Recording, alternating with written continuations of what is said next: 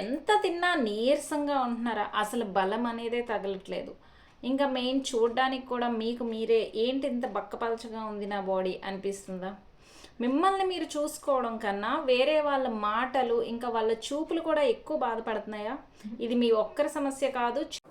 Welcome to Ushavara. ఈ సన్నగా ఉండడం అనేది, ఇలా బాగా పక్కపలుచగా ఉండడం అనేది మీ ఒక్కరి సమస్య కాదు. చాలామంది దీంతో బాధపడుతున్నారు.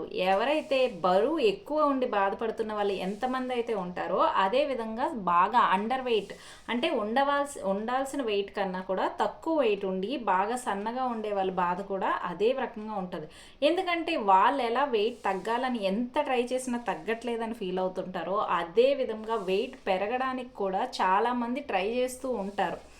కానీ వాళ్ళు ఎంత తిన్నా ఏం చేసినా అసలు వెయిట్ గెయిన్ అవ్వట్లేదు. ఎలా మేము వెయిట్ గెయిన్ అయితే బాగున్ను అని అనిపిస్తుంది. ఎందుకంటే వాళ్ళ బాడీ చూసుకుంటే బక్కపలచగా ఉండటం, వాళ్ళకి సరైన స్టామినా అనేది ఉండకపోవడం వరకు ఎంత బాధాకరమో, దాంతోపాటు మెయిన్ ఏంటంటే ట్రోల్స్.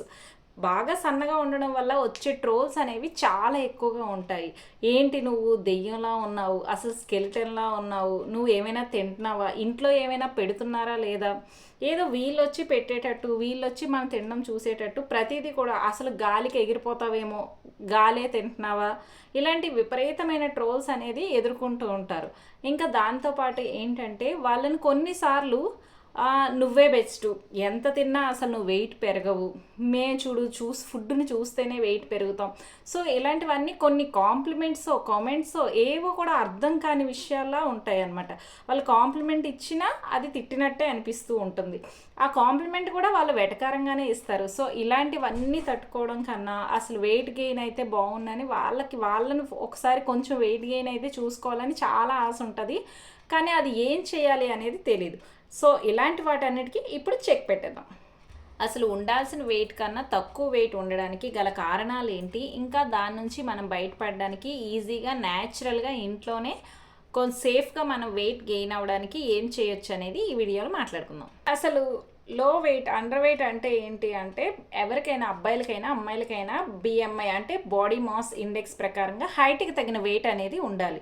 వాళ్ళలో ఎప్పుడైతే వాళ్ళ హైట్కి తగిన వెయిట్ లేకపోతే అది అండర్ వెయిట్ కింద కౌంట్ అవుతుంది. సో ఇలా బరువు తక్కువ ఉన్న వాళ్ళలో రెగ్యులర్గా మనం చూసే సైడ్ ఎఫెక్ట్స్ వచ్చి హెయిర్ ఫాల్ అనేది ఎక్కువగా ఉంటుంది. వాళ్ళకి జుట్టు అనేది విపరీతంగా రాలుతూ ఉంటుంది. ఇంకా అదేవిధంగా రోగ నిరోధక శక్తి అంటే ఇమ్యూన్ సిస్టమ్ అనేది చాలా వీక్గా ఉండటం వల్ల ఏవైనా ఇన్ఫెక్షన్స్ అనేవి చాలా ఫాస్ట్గా వీళ్ళకి ఎఫెక్ట్ అవుతూ ఉంటాయి. ఇంకా అదేవిధంగా వీళ్ళలో ఎంత తిన్నా సరే ఎనర్జీ అనేది సరిపడా ఉండదు, స్టామినా అనేది వీక్గా ఉంటుంది. ఎలా అయితే ఓవర్ వెయిట్ బరువు ఎక్కువగా ఉన్న వాళ్ళు బరువు తగ్గడానికి ఎన్ని రకాలుగా ట్రై చేస్తూ ఉంటారో అవన్నీ మనం చూస్తూ ఉంటాము. అదేవిధంగా అండర్ వెయిట్ ఉన్న వాళ్ళు కూడా బరువు పెరగడానికి చాలా రకాలుగా ట్రై చేస్తూ ఉంటారు. సో వాళ్ళు ఎన్ని రకాలుగా ట్రై చేసినా చాలామంది వెయిట్ పెరగట్లేదు అనే ఒక కంప్లైంట్ అయితే వాళ్ళకు ఉంటుంది. దానికి మెయిన్ రీజన్స్ ఏంటో ఇప్పుడు తెలుసుకుందాం. మెయిన్ రీజన్ వచ్చేసరికి మెటబాలిజం. కొంతమందిలో ఏంటంటే మెటబాలిజం అనేది చాలా ఎక్కువగా ఉంటుంది. వాళ్ళు క్యాలరీస్ ఖర్చు అవ్వడం అనేది ఎక్కువ ఉంటుంది. వాళ్ళు ఏ పని చేయకుండా జస్ట్ అలా రెస్ట్ మోడ్లో ఉన్నా, వాళ్ళు కూర్చొని ఉన్నా సరే తిన్న తర్వాత వాళ్ళ క్యాలరీస్ అనేవి చాలా ఫాస్ట్గా ఖర్చు అయిపోతూ ఉంటాయి. సో దానివల్ల ఏంటంటే ఫాస్ట్ మెటబాలిజం వల్ల వాళ్ళ వెయిట్ గెయిన్ అనేది కొంచెం కష్టం అవుతుంది. ఇంకా అలాగే పూర్ డైట్ కండిషన్స్. చాలామంది సన్నంగా ఉండే వాళ్ళు ఏంటంటే వెయిట్ ఎక్కువ ఉన్న వాళ్ళు ఏదైనా తినడానికి ముందు కొంచెం ఆలోచిస్తారు. కానీ సన్నగా ఉండే వాళ్ళు ఏంటంటే మనం ఎంత తిన్నా ఏం తిన్నా వెయిట్ అయితే పెరగం కదా, మనకు ఆ ప్రాబ్లం అయితే లేదని చెప్పి ఇష్టం వచ్చినట్టు జంక్ ఫుడ్ని, అన్హెల్దీ ఫుడ్ని ఎక్కువగా తీసుకుంటారు. దీనివల్ల వెయిట్ అయితే పెరగరు కానీ వాళ్ళలో లేనిపోని హెల్త్ ఇష్యూస్ అన్నీ వస్తూ ఉంటాయి. ఇంకోటి ఏంటంటే లో క్యాలరీస్ ఉన్న ఫుడ్ని తీసుకోవడం. చాలామంది ఏంటంటే ఎంత తిన్నా తినకపోయినా అదే విధంగా ఉంటుంది అని ఆ ఫ్రస్ట్రేషన్లో మీల్స్ని స్కిప్ చేస్తూ ఉంటారు. ఇంకా ఒకవేళ తిన్నా సరే ఒక హెల్తీగా ఉన్న ఫుడ్ కాకుండా లో క్యాలరీస్ ఉన్న ఫుడ్ని తీసుకుంటారు. సో దానికి బదులు ప్రోటీన్ రిచ్ ఫుడ్ ఇంకా హెల్తీ ఫ్యాట్స్ ఉన్న ఫుడ్ని తీసుకోవడం మంచిది. ఇంకా స్ట్రెస్, యాంగ్జైటీ కూడా ఒక మెయిన్ రీజన్. మన అందరికీ తెలిసిందే, ఆనందంలో ఉన్నప్పుడు ఎక్కువ బాధలో ఉండేటప్పుడు అసలు ఆకలి అనేది తెలియదు. సో అదేవిధంగా స్ట్రెస్ ఎక్కువగా ఉండేటప్పుడు హార్మోనల్ ఇంబ్యాలెన్స్ వస్తుంది. దానివల్ల స్ట్రెస్ పెరిగి మన ఆకలి అనేది ఇంకా పూర్తిగా పోతుంది, మనకు తెలియదు.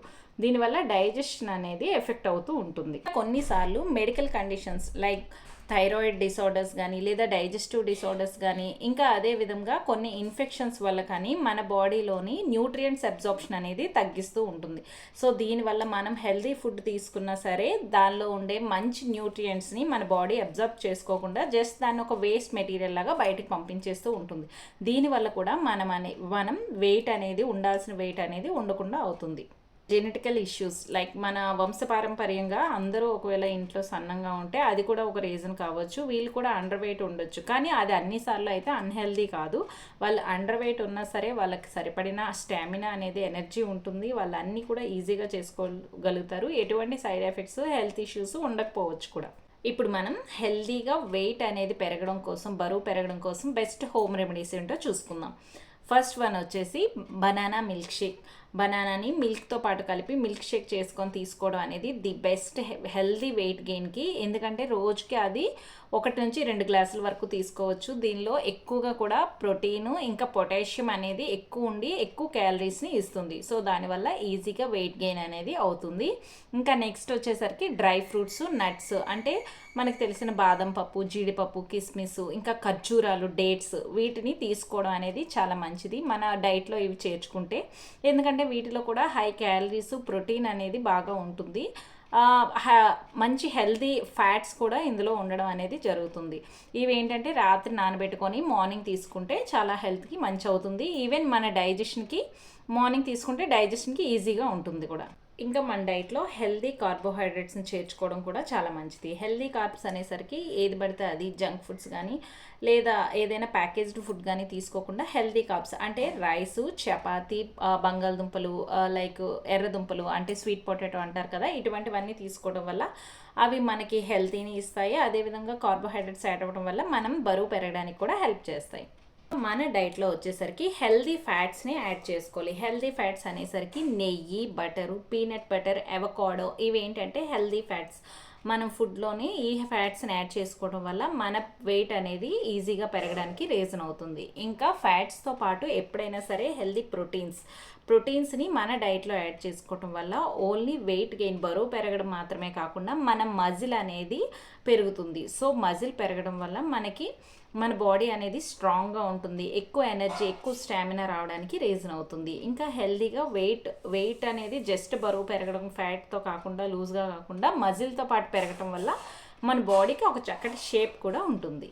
ఇంకా వెయిట్ గెయిన్ అవ్వడానికి చిన్న చిన్న ఎక్సర్సైజులు, లైట్ వాకింగ్ కూడా చాలా ఇంపార్టెంట్. చాలామంది అనుకుంటారు ఎప్పుడైనా బరువు తగ్గడానికి అయితే ఎక్సర్సైజ్ చేయాలి, కానీ బరువు పెరగడానికి ఎక్సర్సైజ్తో పనే లేదని అలా కూర్చొని తింటూనే ఉంటారు. ఏది పడితే అది తినేద్దామని కాదు. ఆల్రెడీ నేను చెప్పినట్లు హెల్దీగా డైట్ అనేది ఇంపార్టెంట్. అలాగే మనం తీసుకునే ఫుడ్ ఎంత ఇంపార్టెంటో చిన్న చిన్న ఎక్సర్సైజులు కూడా అంతే ఇంపార్టెంట్.